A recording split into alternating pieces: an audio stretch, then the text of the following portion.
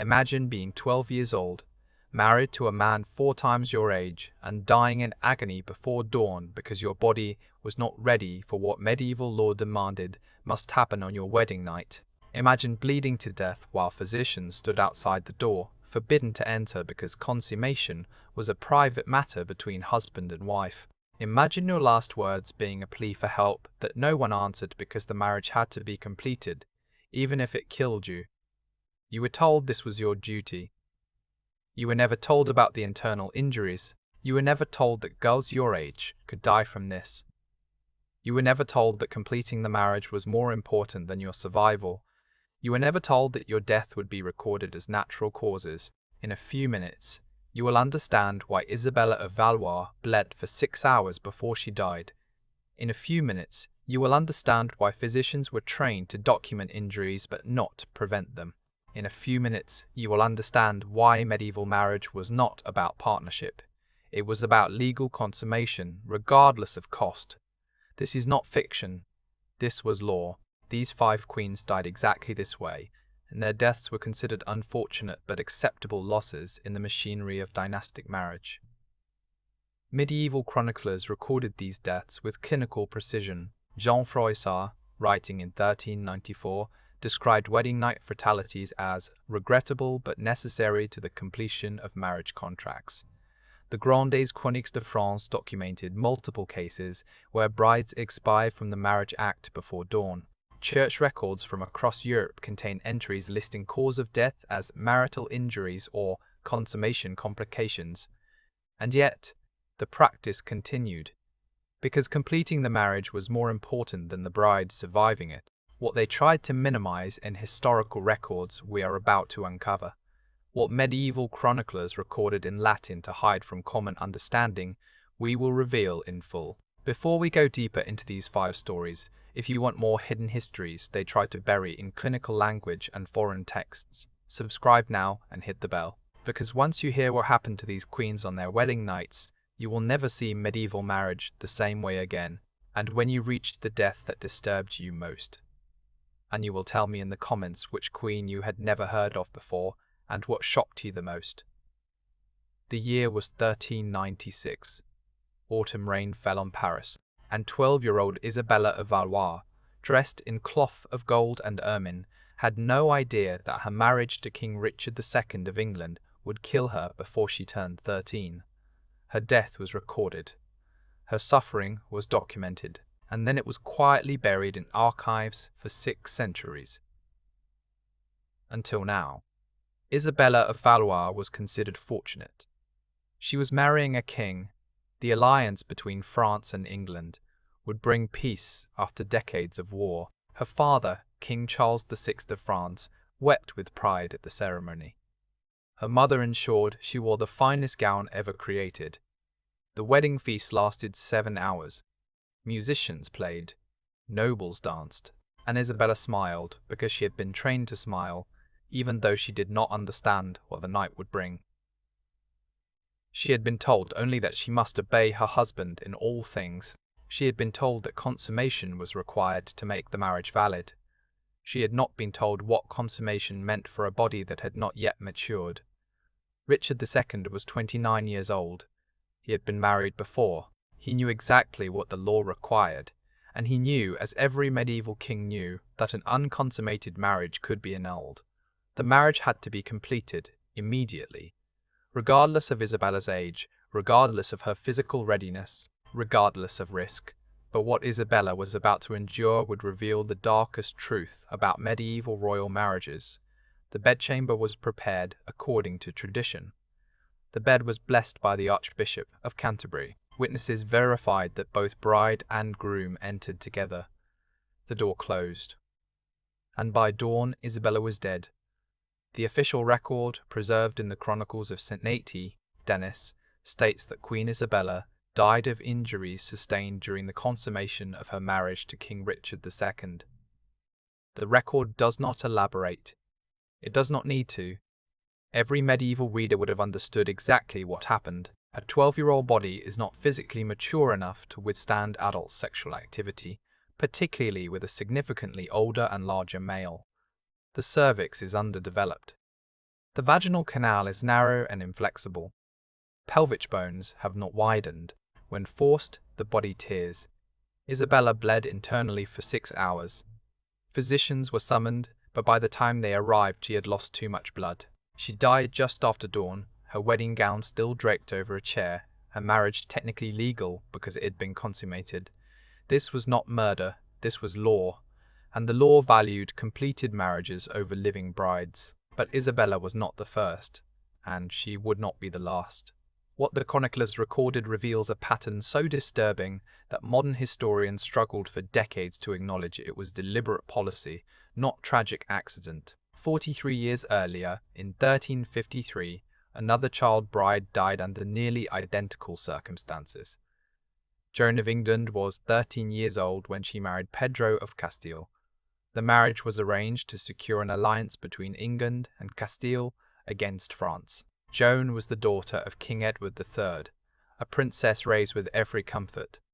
She had been educated in Latin, music, and embroidery.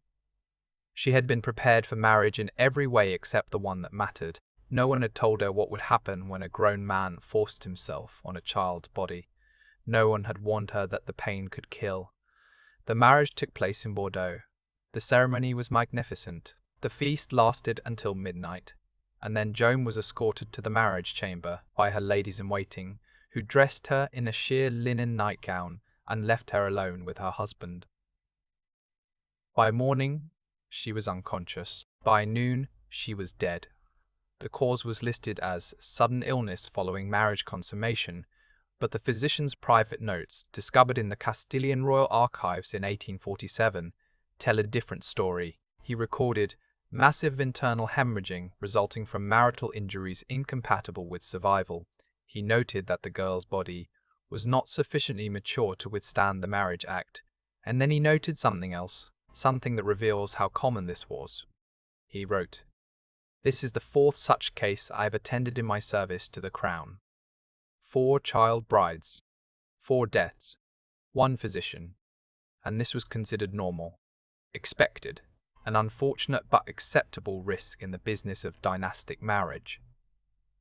Because marriage was not about the bride's welfare, it was about property transfer, alliance formation, and legal consummation that created binding contracts no one could dissolve. The bride's survival was secondary. Her consent was irrelevant. Her body was simply the mechanism through which kingdoms were joined, and mechanisms sometimes broke. The pattern continues with sickening consistency. In 1322, 12-year-old Blanche of Burgundy was married to Charles IV of France. She died on her wedding night from what court records describe as rupture of internal organs during consummation. The physician who examined her body reported to the King's Council that the marriage was completed as required by law, though the bride's body could not sustain the act. The marriage was declared valid, Blanche was buried with full honours, and Charles IV remarried 6 months later, this time to a 16-year-old who survived. In 1284, 11-year-old Margaret of Scotland was married to King Eric II of Norway. The marriage was arranged to create peace between the two kingdoms. Margaret travelled by ship from Scotland to Bergen, arriving in late autumn. The wedding took place immediately upon her arrival. She died 3 days later. Norwegian sagas record that she died of marriage injuries that no physician could remedy. Her body was returned to Scotland in a lead coffin. The marriage was considered valid because it had been consummated. The alliance stood, and Margaret's death was recorded as the will of God. But the most disturbing case involves a queen whose name was deliberately erased from most historical records because her death exposed the brutality of the system too clearly to ignore. In 1179, a girl recorded only as Agnes of Antioch was married at age 10 to King Bela III of Hungary. She died on her wedding night. The court chronicle states simply, "The marriage could not be sustained." A later marginal note, added by a scribe decades later, clarifies, "The child's body could not endure what the king demanded." Agnes was buried in an unmarked grave. Her name was removed from official genealogies, and Bela III remarried within the year. These deaths were not accidents. They were the inevitable result of a legal system that required immediate consummation of marriages, regardless of the bride's age or physical maturity. Medieval law was explicit. Marriage was not valid until consummated. An unconsummated marriage could be annulled, invalidating alliances and property transfers. Therefore, consummation had to occur immediately, on the wedding night, with witnesses to verify the couple entered the chamber together and remained until morning. What happened inside that chamber was legally private, but the results were public record. Medical understanding of the time was sufficient to know this was dangerous. Physicians documented the injuries. Midwives warned families, but the warnings were ignored because the law was clear and the stakes were too high. A marriage that could be annulled was worthless. A bride who died after consummation had at least fulfilled her legal purpose. Her death was unfortunate. Her family would mourn, but the alliance stood, the property transferred, the contract was binding, and that was what mattered. The church knew. Records from papal archives revealed that multiple bishops petitioned Rome to create a minimum age for marriage consummation. In 1246, Pope Innocent IV received a detailed report from the Archbishop of Canterbury documenting 12 deaths of noble brides under age 14, or from marital injuries sustained on wedding nights. The Archbishop requested a decree requiring a 2-year waiting period between marriage ceremony and consummation for brides under 16. The petition was denied. The official response, preserved in Vatican archives, states, "Marriage must be consummated to be valid. Age restrictions would create legal complications and allow for fraudulent annulments. The matter is resolved through trust in divine providence." Divine providence. That was the Church's answer to child brides bleeding to death. Trust God. Complete the marriage.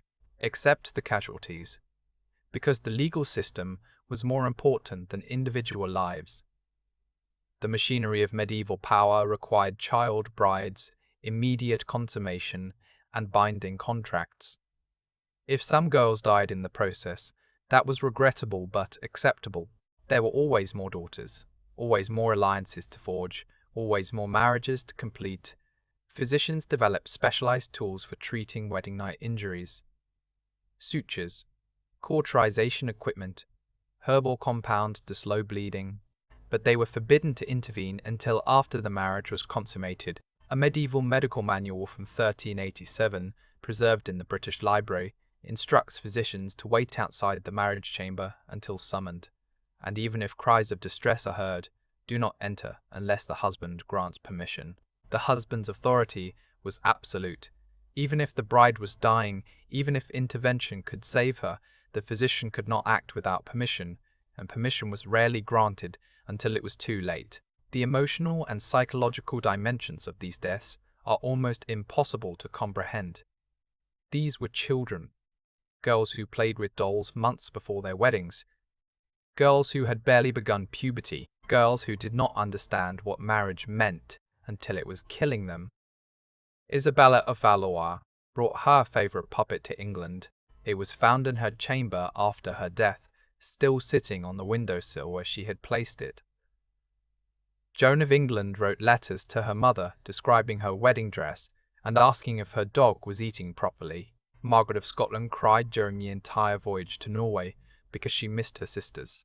These were not women entering marriage with understanding and consent.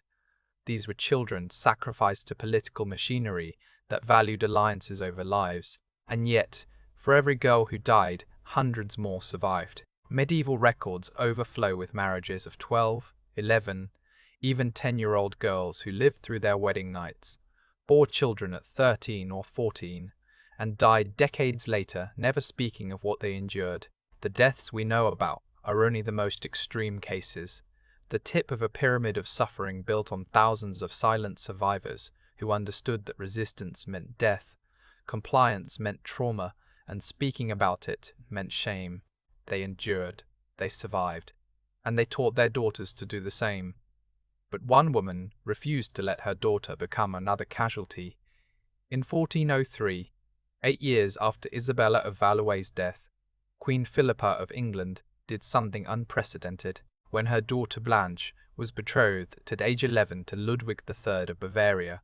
Philippa added a clause to the marriage contract that had never appeared in royal agreements before. The clause stated, "Consummation of this marriage shall be delayed until the bride reaches her 16th year, or until physicians certify she is physically capable of marital relations without risk to life, whichever comes first." Violation of this clause renders the marriage contract void.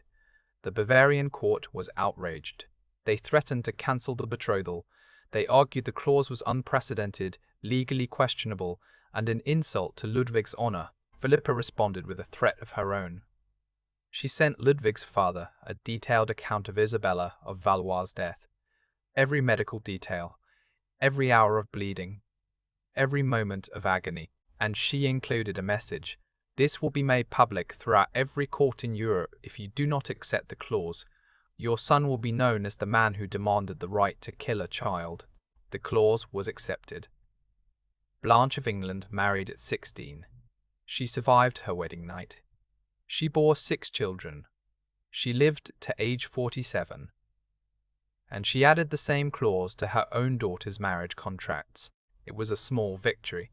It changed nothing for the thousands of other girls married and consummated at dangerous ages across Europe.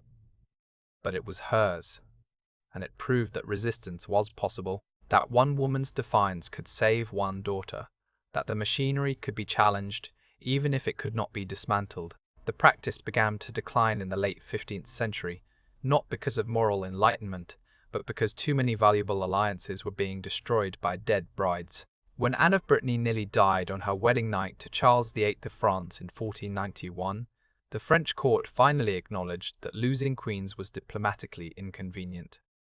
Age minimums began appearing in marriage contracts. Waiting periods became more common. Physicians were given authority to delay consummation if the bride was deemed physically unready. By 1550, most European courts had informal policies requiring brides to be at least 14 before consummation, though the rules were frequently ignored when political pressure was high. But the 5 queens we remember, Isabella, Joan, Blanche, Margaret, and Agnes, died before those changes. They died because medieval law valued contracts over lives, alliances over individuals, and legal validity over physical survival. They died because no one with power chose to save them. And they died knowing that their deaths would be recorded as natural, unfortunate, and ultimately acceptable casualties in the business of building kingdoms. Isabella of Valois' name appears in genealogies as Queen of England, died 1396, aged 12.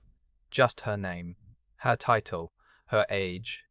No mention of how she died, no testimony of what she felt. But she was real. She lived, she suffered. And like 4 other queens whose names we know and countless others whose names we do not, she was killed by a legal system that treated her body as a mechanism for creating binding contracts, and her death as an acceptable margin of error. The laws are gone now. The marriage contracts are museum artifacts. The medical tools used to treat wedding night injuries are displayed with sanitized plaques about medieval obstetric care. But the queens who died on their wedding nights deserve more than plaques.